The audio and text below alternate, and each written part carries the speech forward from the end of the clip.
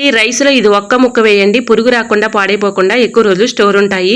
So వీడియోని అక్కడ కూడా స్కిప్ చేయకుండా చివరి వరకు చూడండి. అద్భుతమైన యూస్ఫుల్ టిప్స్ అన్నీ కూడా షేర్ చేస్తున్నానండి. వీడియోని అక్కడ కూడా స్కిప్ చేయకుండా చివరి వరకు చూడండి.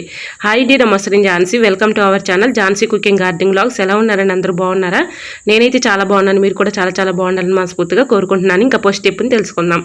ఇలా మనం ఏదైనా సరుకులు తెచ్చుకున్నప్పుడు, ఇలాంటి క్యారీ బ్యాగ్స్లో సరుకులు కానీ కూరగాయలు కానీ తెచ్చుకున్నప్పుడు వెంటనే మనం ఇలాగా క్యారీ బ్యాగ్ కొన్నటువంటి ముడిని తీయాలని చాలా ప్రయత్నిస్తూ ఉంటాం, కానీ త్వరగా రాదు కదండి, చాలా ఇబ్బంది పెట్టేస్తూ ఉంటుంది. ఇలా ట్రై చేయండి, చాలా చక్కగా వర్క్ అవుతుంది. ఇలా రెండు పక్కల ఇలా కవర్ని తీసుకొని మెలి చుట్టేసామనుకోండి, చాలా ఈజీగా సింపుల్గా ఇలా అయితే ముడైతే వచ్చేస్తుంది. కవర్ కూడా మళ్ళీ మనం దేనికైనా అవసరానికి యూజ్ చేసుకోవచ్చు.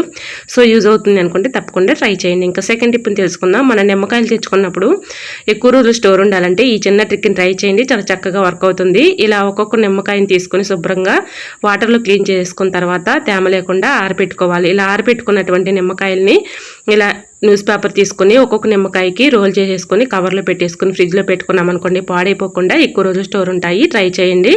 ఇలా మనం తేమ లేకుండా ఆరబెట్టుకున్న తర్వాత ఈ ప్రాసెస్ని చేసామనుకోండి, పాడైపోకుండా నిమ్మకాయలు ఎక్కువ రోజులు స్టోర్ ఉంటాయండి.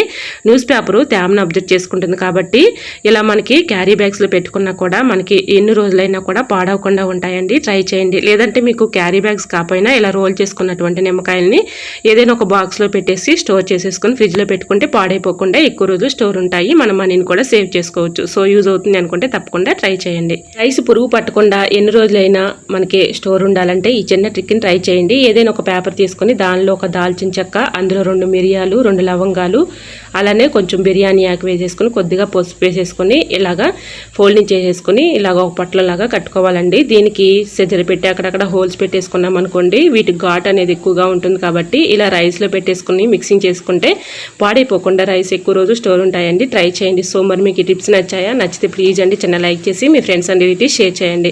ఓకేనండి, మరికొన్ని టిప్స్తో మళ్ళీ మీ ముందుకు వచ్చేస్తాను. అంతవరకు మన ఛానల్లో ఇంతవరకు ఆదరించి సపోర్ట్ చేసిన ప్రతి ఒక్కరికి కూడా చాలా చాలా థ్యాంక్స్ అండి. వీడియో నచ్చితే ప్లీజ్ అండి చిన్న లైక్ చేసి మీ ఫ్రెండ్స్ అండ్ రిలేటివ్స్ షేర్ చేయండి. మరికొన్ని టిప్స్తో మళ్ళీ మీ ముందుకు వచ్చేస్తాను. అంతవరకు by by. Thanks for watching.